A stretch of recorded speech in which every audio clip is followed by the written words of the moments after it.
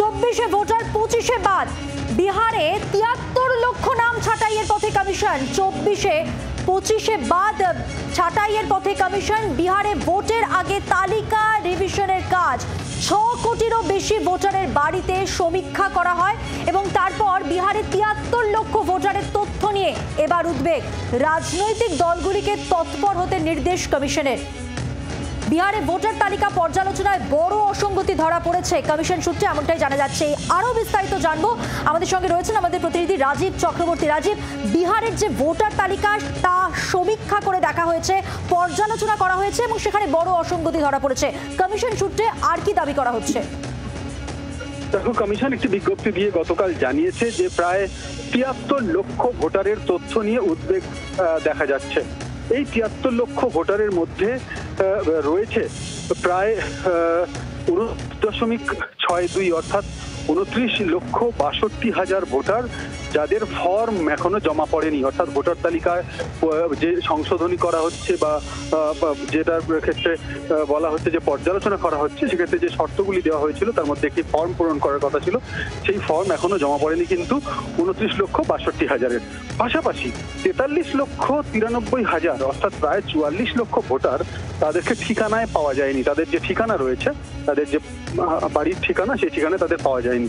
অর্থাৎ সংখ্যাটা বুঝতে পারছো, বিপুল সংখ্যক, প্রায় 73 লক্ষ। এই 73 লক্ষ ভোটার নিয়ে অসঙ্গতি এবং বিহারের 12টি বড় রাজনৈতিক দল রয়েছে, তাদেরকে এই দুটি বিষয় জানানো হয়েছে নির্বাচন কমিশনের তরফ থেকে। এবং নির্বাচন কমিশনের এই উদ্যোগ নিয়ে রাজনীতি একেবারে তুঙ্গে উঠেছে। সংসদ ভবনে আমরা রয়েছি এবং সংসদ ভবনে আমরা দেখলাম আজকে কিছুক্ষণ আগেই সমস্ত বিরোধী রাজনৈতিক দল, সবকটি বিরোধী রাজনৈতিক দল, তারা এই SIR বা এই যে ভোটার তালিকা সংশোধন করার যে পর্যালোচনা করার যে পদ্ধতি, এটি বাতিল করার দাবি তুলেছে। এর আগে এই বিষয়টি সুপ্রিম কোর্টে মামলায় গড়িয়েছিল। সুপ্রিম কোর্ট নির্দেশ দিয়েছিল, পরামর্শ দিয়েছিল যে ভোটার কার্ড এবং আধার কার্ড দেখা হোক যে সমস্ত ভোটারদের, কিন্তু নির্বাচন কমিশনের তরফ থেকে জানিয়ে দেওয়া হয়েছে যে এই দুটি কার্ড, এই দুটি বিষয়, এই দুটি পরিচয়পত্র তারা করবেন না। একদমই রাজীব, এই জায়গায় আলোচনায় আসবো। রাজীব, তুমি আমাদের সঙ্গে থাকো, তোমাকে একটু বিরত করে আমি শুনিয়ে দেব গতকাল শহীদ দিবসে 21শে জুলাইয়ের মঞ্চ থেকে মমতা বন্দ্যোপাধ্যায় বিহারের নির্বাচন কমিশনের ভূমিকা নিয়ে ঠিক কি বলেছিলেন। हम इलेक्शन कमीशन को चेयर को रेस्पेक्ट करते हैं, लेकिन जैसे बिहार में 40 लाखों का ज्यादा आदमी को नाम निकाल दिया और बंगाल में भी करने वाला है, अगर करेगा तो घेराव कर्मसूची करेंगे, पूरा घेराव होगा, पूरा आंदोलन होगा। हम नाम काटने नहीं देंगे, हम नाम डालने नहीं देंगे डिटेंशन कैंप में। এর পাশাপাশি আপনাদের শোনাবো কল্যাণ বন্দ্যোপাধ্যায়, তিনি কি বলছেন। ইলেকশনে যেভাবে ভোট চুরি করার ব্যবস্থা করছে, ভোট বন্দি করা যাকে বলে, তার প্রতিবাদ আছে। বাঙালিদের উপর অত্যাচার হচ্ছে, তার প্রতিবাদ আছে। সারা ভারতবর্ষ জুড়ে গণতন্ত্রকে নষ্ট করে দিয়েছে, সেই গণতন্ত্রকে যে নষ্ট করেছে তারই প্রতিবাদে আজকের এই। বিজেপির রাজ্য সভাপতি শ্রমিক ভট্টাচার্য, তিনি কি বলছেন শুনুন এবার। পশ্চিমবঙ্গের প্রত্যেকটি মানুষ জানেন পশ্চিমবঙ্গের ভোটার তালিকায় কি আছে, তৃণমূল কি করেছে, তৃণমূল কি করছে এবং তৃণমূল কি করতে পারে। আজকে পশ্চিমবঙ্গের মানুষ এ বিষয়ে সচেতন। আমরা 17 লক্ষ ভুয়ো ভোটারের কথা বলেছি, তাই আর হতে দিন, সংখ্যাটা আরো বাড়বে। ভুয়ো ভোটারের উপর নির্ভর করে একটা রাজনৈতিক দল ক্ষমতায় টিকে থাকতে চাইছে। এর থেকে দুর্ভাগ্যজনক পরিস্থিতি সংসদীয় রাজনীতিতে বা কোনো গণতান্ত্রিক ব্যবস্থায় হতে পারে না। যেমনটা একটু আগে আমাদের প্রতিনিধি জানাচ্ছিলেন যে বিহারে এই SIR এর বিরুদ্ধে সংসদে এককাট্টা হয়েছেন বিরোধীরা।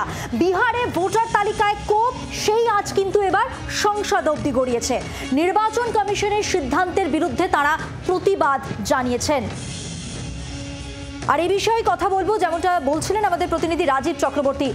রাজীব, দেখো, যে 43 লক্ষ ভোটারের তথ্য নিয়ে উদ্বেগ, বিরোধীরা মনে করছেন যে সুকৌশলে এই 43 লক্ষ ভোটারকে তালিকা থেকে বাদ দেওয়া হবে এবং এই 43 লক্ষ ভোট বাদ দেওয়ার যে অভিযোগ, এটির সঙ্গে জুড়ে দেওয়া হচ্ছে এর আগে হরিয়ানা এবং মহারাষ্ট্রের বিধানসভা নির্বাচন। সেক্ষেত্রেও কিন্তু বহু ভোটারের নাম তালিকা থেকে বাদ গিয়েছিল। এবারও তালিকা থেকে বাদ দেওয়ার জন্য নির্বাচন কমিশনকে কাজে লাগিয়ে ভারতীয় জনতা পার্টি এই কৌশল নিয়েছে বলে অভিযোগ সরাসরি বিরোধীদের, এবং তারা নির্বাচন কমিশনকে কাঠগড়ায় তুলছেন। তোমাকে জানিয়ে রাখি যে 1 আগস্ট অর্থাৎ আগামী আগস্ট মাসের 1 তারিখে প্রকাশিত হবে খসড়া ভোটার তালিকা। এখানে এই খসড়া ভোটার তালিকায় এই 73 লক্ষ ভোটারের কিন্তু নাম বাদ যাওয়ার সম্ভাবনা রয়েছে। আর সেই কারণেই বিরোধীরা আশঙ্কা করছেন এরপর বিহারের পর অন্যান্য রাজ্যেও যে সমস্ত রাজ্যগুলিতে বিধানসভা নির্বাচন রয়েছে, যার মধ্যে উল্লেখযোগ্যভাবে রয়েছে পশ্চিমবঙ্গ, সেই রাজ্যগুলিতেও কিন্তু এসআইআর হওয়ার সম্ভাবনা রয়েছে। এবং সেক্ষেত্রে যে যদি এই ভোটার তালিকা পর্যালোচনা করা হয়, তাহলে ভোটার তালিকার যেভাবে ভোটারদের তথ্য যাচাই করবার জন্য যে সমস্ত নথি চাওয়া হচ্ছে তা নিয়ে কিন্তু রীতিমতো ক্ষোভ রয়েছে বিরোধীদের। আমরা বিকাশ রঞ্জন ভট্টাচার্যের সঙ্গে কথা বলেছি, আমরা কল্যাণ বন্দ্যোপাধ্যায়ের সঙ্গে কথা বলেছি, আমরা অন্যান্য রাজনৈতিক দলের নেতাদের সঙ্গে কথা বলেছি। তারা কিন্তু প্রত্যেকেই বলছেন যে পদ্ধতিতে ভোটার তালিকা ভোটারদের বৈধ অবৈধ হিসেবে চিহ্নিত করে দেওয়া হচ্ছে তা ঠিক নয়। যে সমস্ত নথি চাওয়া হচ্ছে, পাল্টা বিরোধীদের তরফ থেকে অভিযোগ জানানো হচ্ছে যে কেন্দ্রীয় মন্ত্রীরা যারা দিল্লিতে মন্ত্রী রয়েছেন, তারা তাদের পিতামহদের যে সমস্ত জন্মের শংসাপত্র সহ অন্যান্য তারা জমা দিক, অর্থাৎ যে সমস্ত নথির ভিত্তিতে বৈধ এবং অবৈধ বলে ঠিক করে দেওয়া হচ্ছে, সেই নথি কেন্দ্রীয় নেতারা, কেন্দ্রীয় মন্ত্রীরা, বিজেপির মন্ত্রীরা যারা রয়েছেন তারা আগে জমা দিক। এমন একটা কিন্তু বোঝাই যাচ্ছে যে বিহারের এই এসআইআর নিয়ে জাতীয় রাজনীতি ইতিমধ্যেই উত্তাল হয়েছে, সংসদ উত্তাল হতে চলেছে এবং জাতীয় রাজনীতি আগামী দিনেও এটা নিয়ে উত্তাল থাকবে। তার কারণ বিহারের বিধানসভা নির্বাচন চলতি বছরের শেষ মাসের দিকে রয়েছে। একদমই রাজীব, আপাতত ধন্যবাদ তোমাকে। কথা বললাম প্রতিনিধি রাজীব চক্রবর্তীর সঙ্গে, এবং যেটা আমাদের প্রতিনিধিও জানাচ্ছিলেন যে সমস্ত নথি চাওয়া হচ্ছে, বিরোধীরা যেটা বলছেন যে সেইখানেই গলদ রয়েছে। এই মুহূর্তে দুটি ছবি আপনাদের দেখাচ্ছি, সংসদের বাইরে যে বিক্ষোভের ছবি এই ইস্যুকে কেন্দ্র করে, এবং সংসদের ভিতরেও তার উত্তাপ ছড়িয়েছে। সব মিলিয়ে উত্তপ্ত সংসদ। ভোটার লিস্টের সংশোধনের প্রতিবাদ করছেন তারা, তাদের দাবি প্রত্যেকেই একটাই। তারা কিন্তু বলছেন এক্ষেত্রে যে নথি চাওয়া হচ্ছে সেইখানেই ফাঁক রয়েছে। বাংলার আওয়াজ, বাঙালির আবেগ, জি 24 ঘন্টা।